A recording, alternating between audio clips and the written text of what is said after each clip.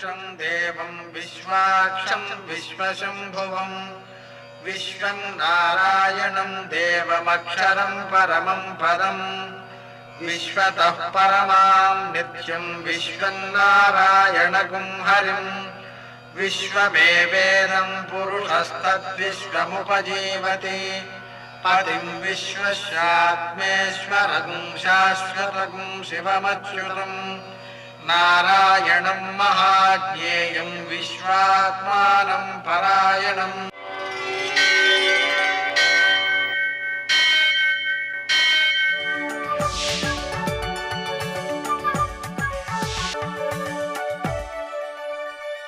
सूर्यशौर्यमथेन्दुरिन्द्रपदवी सन्मङ्गलं मङ्गलम्। यःकर्ता जगदां भर्ता संहर्ता महसां निधिः प्रणमामि तमादित्यं बहिरन्तस्तमोपहम्। నేటి కాలమాన విశేషాలను గమనిద్దాం. స్వస్తిశ్రీ చాంద్రమాన నందనామ సంవత్సరం ఉత్తరాయణం శశి ఋతువు ఫాల్గుణ మాసం కృష్ణపక్షం ఆదివారం. సూర్యోదయం 6:15 సూర్యాస్తమయం 6:25 తిథి పంచమి రాత్రి 3:43 వరకు. నక్షత్రం అనురాధ రాత్రి 2:35 వరకు. వర్జం ఉదయం 8:01 నుంచి 9:31 వరకు. దుర్ముహూర్తం సాయంకాలం 4:45 నుంచి 5:36 వరకు. అమృతకాలం సాయంకాలం 4:57 నుంచి 6:27 వరకు. రాహుకాలం ఆదివారం కాబట్టి సాయంకాలం 4:30 నుంచి 6 గంటల వరకు. నేటి విశేషం ఆదివారం సూర్యనారాయణమూర్తికి చాలా ప్రీతికరమైనది. ఆయన్ని స్మరించడం ద్వారా, పూజించడం ద్వారా, ప్రధానంగా నమస్కరించడం ద్వారా. నమస్కరించడం అంటే ఏమిటి? మనలో చాలామంది స్త్రీలు సూర్యునికి నమస్కరించుకుంటే కానీ భోజనం చేయరు. ఎంత కఠినంగా ఉంటుందంటే వాళ్ళ నియమం, ఏ ముసిరైనా పట్టి ఆ రోజున సూర్యుని యొక్క ఉదయం అంటే కనిపించడం జరక్కపోతే, మబ్బులు కమ్మేస్తే ఆ రోజు వారు భోజనమే మానేస్తారండి. దాన్ని ఏమన్నారంటే ధర్మశాస్త్రంలో దుర్దినం అన్నారు. మేఘఛన్నేహని దుర్దినం. మేఘములు ఆకాశంలో కప్పి ఉంచిన సమయం దుర్దినం. ఆ రోజు భోజనం చేయకూడదు అని చెప్పారన్నమాట. ఆ నియమాన్ని కూడా పాటిస్తారు. కాబట్టి సూర్యనారాయణమూర్తికి నమస్కారం చేసుకోవడం ద్వారా మానసిక శారీరక ఆరోగ్యాలు వృద్ధి చెందుతాయి. నేటి ఆణిముత్యాలు.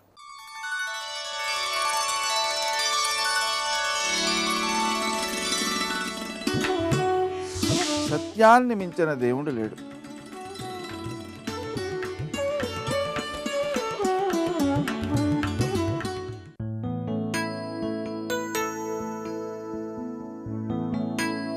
గురువు అంటే మనిషికి మధ్య వారధి, మనుగడనే శాసించే సారథి.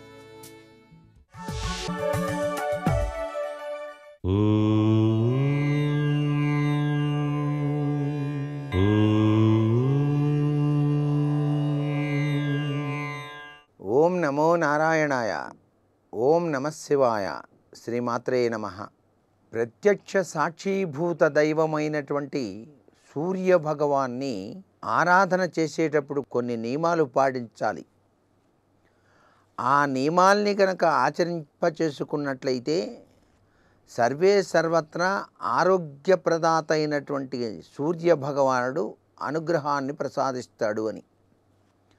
ఆ నియమాలలో ముఖ్యవంతమైనటువంటి నియమంలో మాంసభక్షణ విసర్జించాలి ఆ రోజు అని. అంతేకాకుండా సంసార సుఖాన్ని కూడా త్యజించాలి ఆదివారం అని కూడా చెప్పడం జరిగింది.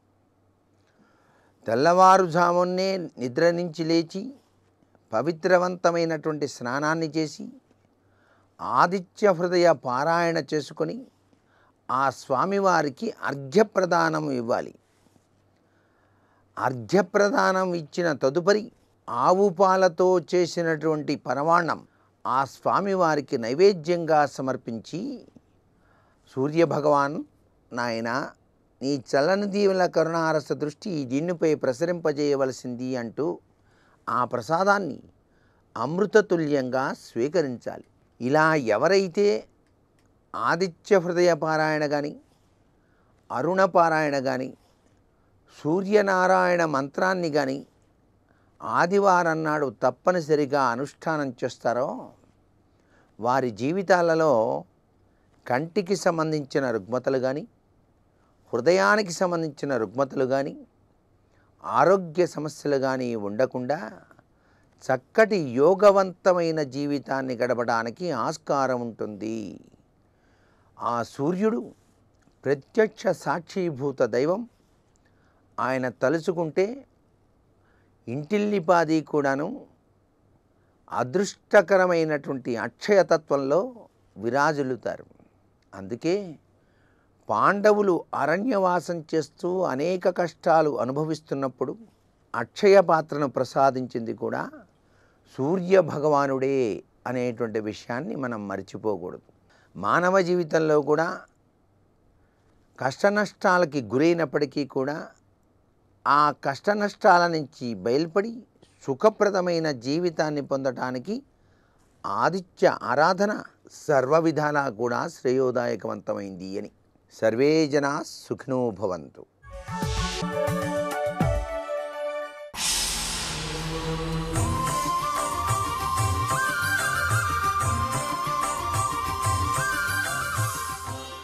శతక సాహితీ సరస్వతికి నమస్కారం.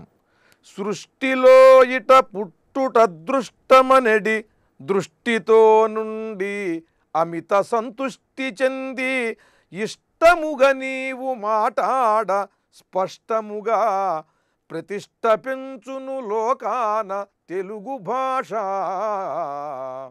సృష్టిలో ఇట పుట్టుటదృష్టమనెడి దృష్టితో యుండి, ఈ సృష్టిలో ఈ భూమండలం పైన భారతదేశంలో అందులోనూ ఈ తెలుగు నేలపైన పుట్టటం తెలుగువాడిగా చాలా అదృష్టం అనేటువంటి దృష్టితో ఉంది.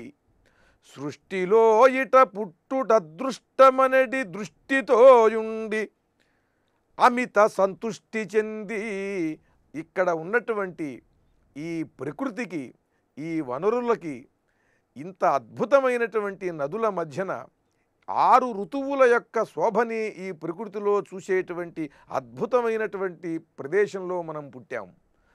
కొన్ని ప్రాంతాలలో ఎక్కువగా మంచు, ఎక్కువగా ఎండలు, ఎక్కువగా వానలు ఉంటాయి మన దేశంలో కూడా. కానీ ఈ తెలుగు నేలలో మాత్రం 6 ఋతువులను కూడా చాలా చక్కగా మనం సందర్శిస్తాం. 6 ఋతువుల యొక్క శోభని ఆనందిస్తాం. అన్ని విధములైనటువంటి ఫలాలను, పుష్పాలను కూడా ఈ నేల మనకి అందిస్తున్నది. ఇది మన అదృష్టం.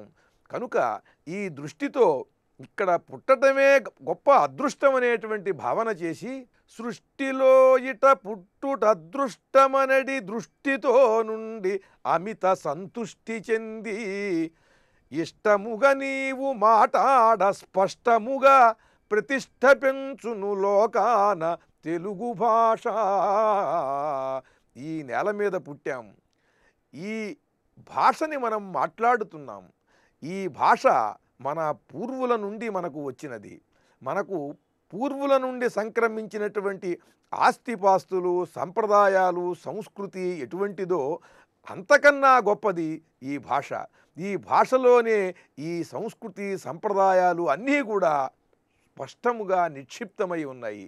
ఈ భాషని మాట్లాడి సుసంపన్నమైనటువంటి సాహిత్యాన్ని మన పూర్వ కవులందరూ కూడా మనకు ఈ భాషతో అందించారు.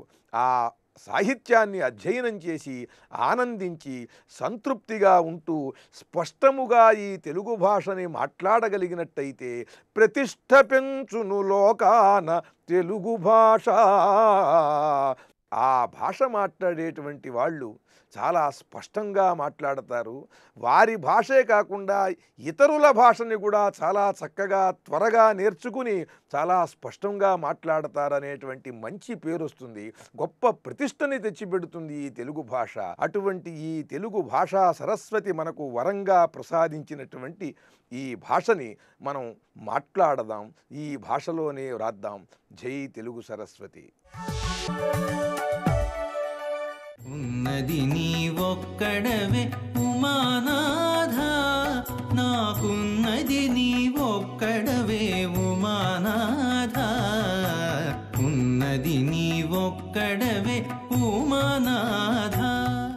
ఆద్యంతమంగళమజాత సమానభావం ఆర్యం తమీశమజరామరమాత్మదేవం పంచాననం ప్రబల పంచవినోదశీలం సంభావయే మనసి శంకరమంబికేశం సంభావయే మనసి శంకరమంబికేశం. శివాయ గురవే నమః. శ్రీమాత్రే నమః. శ్రీ విష్ణురూపాయ నమః శివాయ. పరమేశ్వరుని తపస్సమయంలో ఆయన యొక్క తపతీవ్రత వల్ల కలిగినటువంటి కుజగ్రహోత్పత్తి గురించి చెప్పుకున్నాం. గ్రహాలు స్వామి అనుగ్రహ స్వరూపాలనేటువంటి విషయాన్ని కూడా ఇక్కడ గ్రహించి ఆ విశ్వేశ్వరుని నమస్కారం చేసుకుని అలా పుట్టినటువంటి కుజుడు కొంతకాలం కాశీనగరంలో తపస్సు చేసుకుని స్వామి యొక్క అనుగ్రహంతో దివ్యలోకాన్ని పొందాడని, కుజగ్రహానికి ఆయన అధిదేవత అయ్యాడనే విషయాన్ని శాస్త్రం చెప్తున్నది. ఆడ తర్వాత పరమేశ్వరుడు ఆ తపస్సు చేసినటువంటి కామాక్ష క్షేత్రం నుంచి హిమవత్ పర్వతానికి వచ్చాట. ఎందువల్ల అంటే వర్ధమానాగిరే పుత్రి సా శక్తిర్లోకపూజిత అష్టవర్ష యదా జాత హిమాలయ గృహే సతి. పరమేశ్వరుడు తపస్సు చేస్తున్నా అమ్మవారు తిరిగి పుట్టే సమయం కోసం ఆయన ఎదురు చూస్తున్నాడు ఇక్కడ. ఎందుకంటే శక్తి లేనప్పుడు ఆ వియోగ బాధ ఆయనకి ఉన్నది. అందుకు ఎప్పుడైతే అమ్మవారు పుట్టారనే విషయం తెలిసిందో, ఆమె 8 ఏళ్ల వయస్సులో ఉన్నదని తెలుసుకున్న తర్వాత ఆయన ఆ విరహాశక్తితో హిమవత్పర్వత ప్రాంతానికి చేరుకున్నారు. ఆ చేరుకున్నప్పుడు ఎలాగూ ఒక తపస్సు చేస్తున్నటువంటి నెపంతో చేరుకున్నట్టు అక్కడికి. పైగా కొద్దిమంది గణములతో అక్కడికి చేరుకున్నాడు. నంది మొదలైనటువంటి కొద్దిమంది గణములు. కాంశ్చిత్ గణవరాన్ శాంతాన్ నంద్యాది నవగృహ్యచ. స్వామి గణాల్లో 2 రకాల గణములు ఉంటాయి, శాంతస్వరూపాలు, ఉగ్రస్వరూపాలు అని. ఈ 2 స్వరూపములు కూడా లోకరక్షణ కోసం నియమింపబడినటువంటి గణములు. ఈ గణములు దేవతలను కూడా శాసిస్తూ ఉంటాయి. అందుకు దేవతలను, సమస్త జీవుల్ని శాసించేటువంటి ఈ ప్రకృతిగతమైనటువంటి 2 శక్తులు పరమేశ్వరుడివి. అవే శాంతగణములు, ఉగ్రగణములని. ఈ శాంతగణాలకు చెందిన వాళ్ళు నందీశ్వరుడు మొదలైనటువంటి వారు. అలాంటి నంది మొదలైనటువంటి వారితో కలిసి పరమేశ్వరుడు పరమ పావనమైన హిమవత్పర్వత ప్రాంతంలో ఒక భాగాన్ని ఎంచుకున్నట్ట తపస్సుకి. హిమవత్ప్రస్థముత్తమం. ఆ హిమవత్ప్రస్థంలో ఒక అద్భుతమైనటువంటి నదీ తీరంలో ఏకాగ్రంగా తపస్సు చేసుకోవడానికై అనువైన ఒక ప్రదేశాన్ని ఏర్పాటు చేసుకుంటే స్వామికి అనుకూలంగా ఆ ప్రదేశాన్ని అమర్చారట నంది మొదలైనటువంటి వారు. అక్కడ పరమేశ్వరుడు తపస్సుకు వచ్చాడన్న వార్త తెలుసుకుని వెంటనే హిమవంతుడు వివిధములైనటువంటి ఫలములు, పుష్పములు అవన్నీ తీసుకుని భక్తి పురస్సరంగా పరమేశ్వరుని సమీపానికి చేరుకున్నాడు. ఎప్పుడు స్వామిని కలుస్తానా, ఎలా కలుస్తానా అని ఆలోచిస్తున్న హిమవంతునికి పరమేశ్వరుడు తపస్సు చేసుకోవడానికి తన చోటుకి వచ్చాడని తెలిసింది ఎప్పుడో గృహస్థ మర్యాదగా ఇంటికొచ్చిన పెద్దవాళ్ళకి ఆహ్వానం పలికినట్లుగా ఆయన అక్కడికి చేరుకుని స్వామి ముందు ఆ దివ్యమైనటువంటి ఫలకుసుమాదులు అక్కడ ఉంచి సాష్టాంగ నమస్కారం చేసి సమానర్చ సుప్రీత తుష్టావ సకృతాంజలి 2 చేతులు దోజిలించి నమస్కరిస్తూ అంటున్నాడు ఇక్కడ హిమాలయుడు. పరమేశ్వరుని స్తుతిస్తూ ఉన్నాడు. దేవదేవ మహాదేవ కపర్దిన్ శంకర ప్రభో త్వయైవ లోకనాథేన పాలితం భువనత్రయం. హే పరమేశ్వర, లోకనాథుడవైన నువ్వు ముల్లోకాల్ని పాలిస్తున్నటువంటి వాడవు. నిజానికి నిర్గుణమైన వాడవు నువ్వే. భక్తులను అనుగ్రహించడం కోసం సగుణ రూపం ధరించిన వాడవు నువ్వే. నమస్తే దేవదేవేశ యోగి రూపధరాయ చ నిర్గుణాయ నమస్తుభ్యం సగుణాయ విహారిణే. లీలా విహారంగా సగుణ రూపాన్ని ధరించినటువంటి నువ్వు నా భాగ్యము చేత ఇక్కడికి చేరుకున్నా. ఎన్నెన్ని దివ్యమైన స్థలములు లేవి భూమి యందు, అయినప్పటికీ ఇక్కడ ఈ పర్వతానికే నువ్వు చేరుకున్నావంటే అది నా భాగ్యము. మమ భాగ్యోదయాదత్ర త్వమాగత ఇహ ప్రభో సనాథం కృతవాన్ మాం త్వం వర్ణితో దీనవత్సల. నువ్వు ఇక్కడికి విచ్చేయడం నా భాగ్యం. దీనవత్సలుడు అని నీకు పేరు.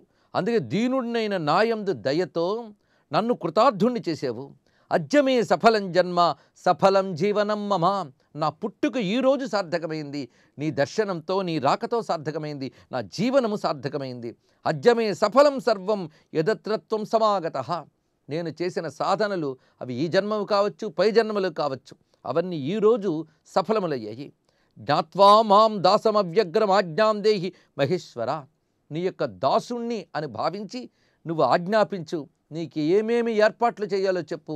ఈ పర్వత ప్రాంతమునందు నీకు లోటు లేని విధంగా, నీ తపస్సుకు అనుకూలమైన విధంగా నేను అన్ని ఏర్పాట్లు చేస్తాను అని ఎప్పుడైతే హిమవంతుడు భక్తితో ప్రార్థించాడో పరమేశ్వరుడు మందహాసం చేస్తూ అంటున్నట్ట దయాపూర్వక వచనములు.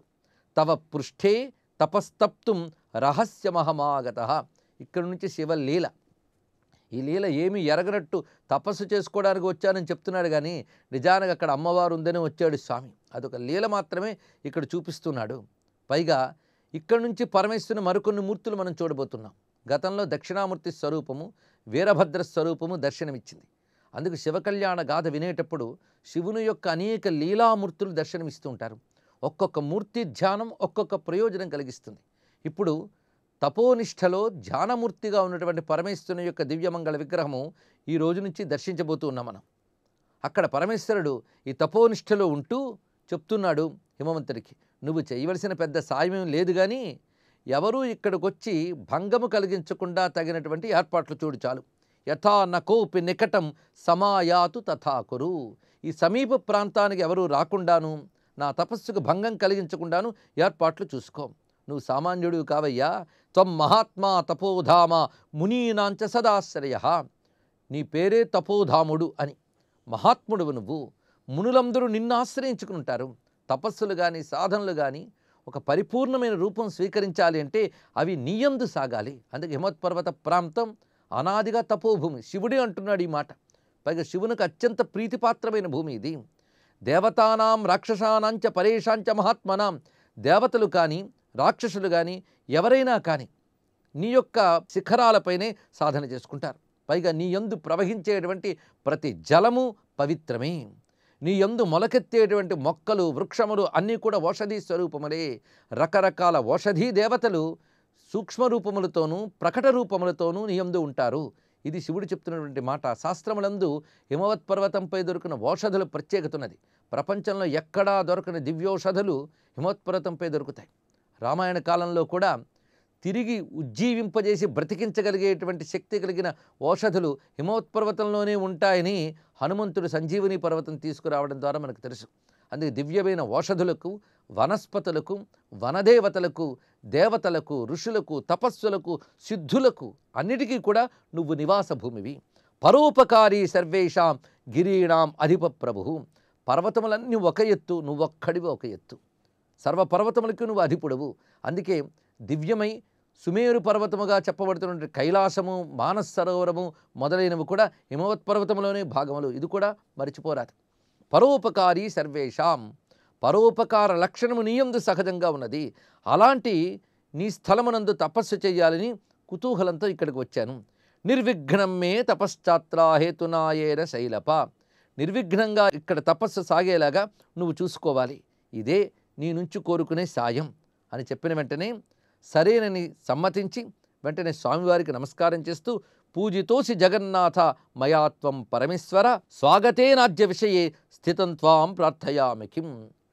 నిన్ను పూజించాను, నా చోటును నువ్వు ఉంటున్నావంటే అంతకంటే భాగ్యం ఉన్నది.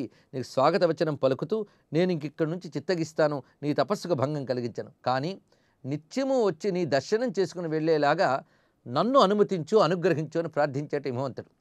సరేనని సమ్మతించాడు పరమేశ్వరుడు. అక్కడి నుంచి అనునిత్యము మహానుభావుడైన హిమవంతుడు స్వామి వద్దకు వస్తూ నమస్కరించి ఆయన ఆశీర్వచనాలు పుచ్చుకుని వెళుతూ ఉండేవాడు.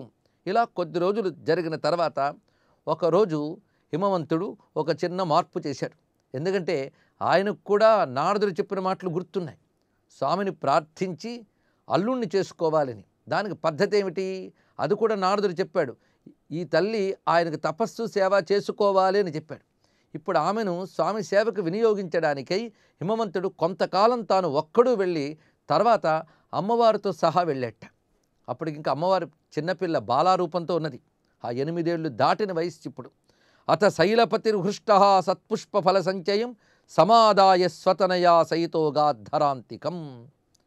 స్వతనయయుత అంటే తన యొక్క కుమార్తెతో కలిసి అక్కడికి వెళ్ళి స్వామి ధ్యానతత్పరుడి ఉన్నాడు, ఆయనకు నమస్కారం చేసుకున్నట్ట.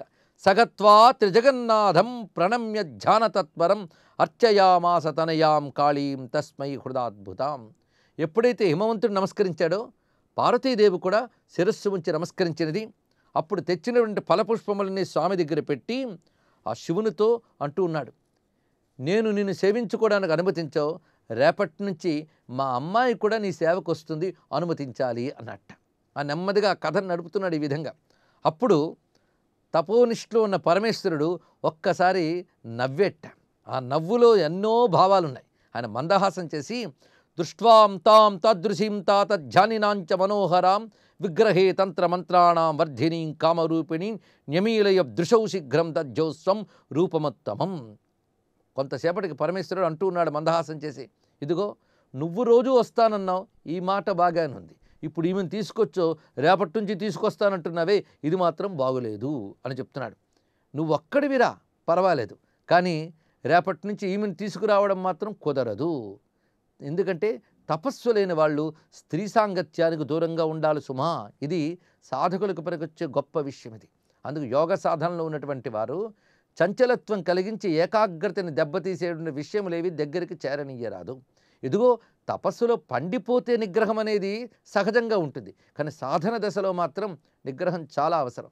అయితే ఇక్కడ ఈ మాటలనేటప్పుడు యోగులకి ఏ విధంగా ఉండాలో బోధించడానికి స్వామి ఇలా అంటున్నాడు అనే విషయానికి వ్యాసుడు రాస్తున్నాడు. తతోబ్రవీద్ గిరిం శంభు ప్రహసన్ వృషభధ్వజ లోకాచారం విశేషేణ దర్శయన్ హి కుయోగినాం. కుయోగినాం అంటే ఏదో అనుకుని యోగంలో దిగే వాళ్ళకి ఒక హెచ్చరికగా ఉండేటట్టు చెప్తున్నాడు ఇప్పుడు. అందుకే యోగులైనటువంటి వారు, యతులైనటువంటి వారు, సాధకులైనటువంటి వారు ఎట్టి పరిస్థితుల్లోని స్త్రీ సాంగత్యానికి దూరంగా ఉండాలి. సిద్ధపురుషులు కూడా దూరంగా ఉండాలి. అదే కంచి మహాస్వామి మొదలైనటువంటి వారు చేసి చూపించారు. ఎప్పుడు కూడా వారు స్త్రీ సాంగత్యాన్ని సమీపంలోకి రానివ్వలేదు. అది ఉత్తమమైనటువంటి జీవన విధానం. అది యతికి, సిద్ధపురుషుడికి, సాధకుడికి, యోగికి ముఖ్యమైన అంశము.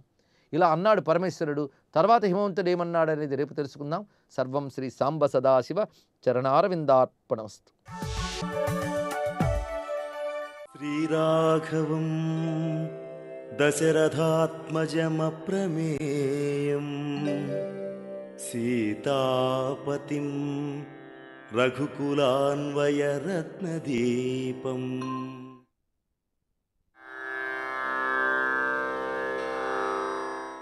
వసతస్తస్య రామస్య వనే వనచరైః సహ ఋషయోభ్యాగమన్ సర్వే వధాయాసురరక్షసాం. రాముడు శరభంగ మహర్షి తపోవనంలో నివసిస్తూ ఉండగా ఆ చుట్టుపక్కల ఉన్నటువంటి ఋషులందరూ వచ్చి అసురులను, రాక్షసులను సంహరించు అని ప్రార్థించటానికి వచ్చారని తాత్పర్యం. ఇక్కడ అగస్త్య మహర్షి ఆయుధాలు ఇచ్చాడని, శ్రీరాముడు వాటిని తీసుకొని సంతోషించాడని మనం తెలుసుకున్నాం కదా. అగస్త్య మహర్షి యొక్క ప్రభావం గురించి తెలుసుకున్నాం కదా. ఆయన ధర్మాత్ముడని, ఆయన ఆశ్రమంలో ధర్మం ఆచరించేవారు మాత్రమే ఉంటారని మనం తెలుసుకున్నాం కదా. అటువంటి ధర్మాత్ముడు శ్రీరాముడికి కత్తులు, కటార్లు ఇవ్వటం ఆశ్చర్యాన్ని కలిగిస్తుంది. అలాగే దండకారణ్యంలో శ్రీరాముడు ఏ ముని వద్దకు వెళ్ళినా ముని సంఘాలు ఆయన దగ్గరకు వచ్చి తమను రక్షించమని కోరుతున్నాయి. దండకారణ్యంలో వివిధ ప్రాంతాల్లో నివసిస్తూ కట్టుబాట్లతో తేడా ఉన్నటువంటి ఋషులు కూడా రాముని చూడగానే బ్రతుకుతామన్న అటువంటి ఆశ వాళ్లకు కలిగింది. ఇంకా మేమందరూ కూడా రక్షించబడుతున్నామని, తమను రక్షించమంటూ వారు మొరబెట్టుకున్నారు. అందరూ కూడా ఏదో ఒక దివ్య రహస్యం ఉండేటట్టే ఉండబట్టే కదా వాళ్ళంతా ఆ రాముణ్ణి ప్రార్థిస్తున్నారు. చూస్తూ ఉండగానే ఆ దివ్య రహస్యమే రాక్షస సంహారము. అసురులకు, రాక్షసులకు తేడా ఉంది. కబంధుడు మొదలైన వారు అసురులు, రావణాసురుడు మొదలైనటువంటి వాళ్ళందరూ కూడా రాక్షసులు. యోగాన్ని, తపస్సును దుర్వినియోగం చేసుకొని నరమాంస భక్షణ చేస్తూ చెడు ప్రవర్తన కలవారిని రాక్షసులు అంటారు. అసు అంటే ప్రాణాలను, రా అంటే లాగువారు, అంటే ప్రాణాలను లాగేవారే అసురులు. ఇటువంటి వారు ఆ కాలంలో ఎక్కువైపోయారు. అసురులు, రాక్షసులు, రావణాసురుడి అండ చూసుకొని ఎంతటి వారికైనా ఏడిపించటమే పనిగా పెట్టుకున్నారు. ఎదిరించిన వాడిని నమలి తినేస్తున్నారు. ముని సంఘాల ఆ మీదబడి యజ్ఞాలు సాగకుండా చేస్తున్నారు. ఆశ్రమాలన్నీ నాశనం చేస్తున్నారు. యుద్ధం చేద్దామంటే వారికి దేవతలు కనిపించరు. దేవతలు దిగి రావాలంటే సాధు ఋషులను బాధించాలి. యజ్ఞాలు సాగకుండా చేయాలి. యజ్ఞాలలో సమర్పించేటువంటి హవిస్సులే దేవతలకు ఆహారం. ఆహారం దక్కకుండా చేస్తే దేవతల మీద పగ తీర్చుకున్నట్లు అవుతుంది కదా. అలా వారు ప్రణాళిక వేసుకొని వీళ్ళందరినీ బాధిస్తున్నారు. వారు ముల్లోకవాసులను పీడిస్తున్నారు. ఋషులను, గంధర్వులను, యక్షులను, బ్రాహ్మణులను అవమానిస్తున్నారు. రావణాసుడికి దేవ, దానవ, రాక్షసుల వల్ల కానీ, యక్ష, గరుడ, గంధర్వుల వల్ల కానీ చావు కలగకుండా వరం ఉంది కాబట్టి అందరికీ తెలుసు. వాడు వరం అడిగేటప్పుడు మానవులను చేర్చి అడగలేదు, అక్కడే వచ్చింది చూడండి. అందుకే ఏమో పరమాత్ముడు మానవుడిగా వెళ్ళాడు అని చెప్పవచ్చేమో. మానవులు వాడి దృష్టిలో అల్పులు కదా, అందుకే వాడు మానవులను లెక్క చేయలేదు. వాళ్ళ తనకేం చేస్తారులే అనుకున్నాడు, ఏం చేయలేదు అనుకున్నాడు. రాక్షస జాతులన్నిటికీ రావణ్ణి అండ లభించేసరికి ఆనందం వాళ్ళందరికీ కలిగింది. మాకు కావాల్సింది ఇదేని. పూర్వం దేవతల చేతిలో తమకు కలిగిన పరాభవాలను గుర్తుకు తెచ్చుకొని అన్ని లోకాల మీద విజృంభించసాగుతున్నారు. ఇక భూలోకంలో ఒక రాక్షస బృందం ఋషులను బాధించటమే పనిగా పెట్టుకుంది. కొంతమంది రాక్షసులు అక్కడక్కడ బయలుదేరుతుంటారు. మంచి జనాన్ని పీడించటమే వాళ్ళ యొక్క గుణం. తపస్సులైనటువంటి ఋషులకు విషయాలన్నీ తెలుసు. శ్రీ మహావిష్ణువు రాముడిగా అవతరించాడని, అతడి వల్లే రాక్షస వధ, రావణ వధ జరుగుతుందని తెలుసు.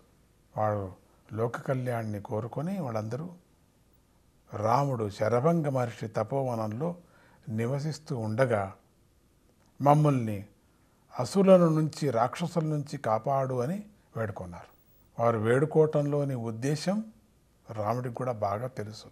రాముడు అవతరించటానికి కూడా కారణం బాగా అగస్త్యమునికి కూడా తెలుసు. కనుకే అగస్త్యముని ఆయుధాలు ఇచ్చాడు. రాముడు వాటిని పుచ్చుకొని సంతోషించాడు. ఓం సీతారామాభ్యాం నమః.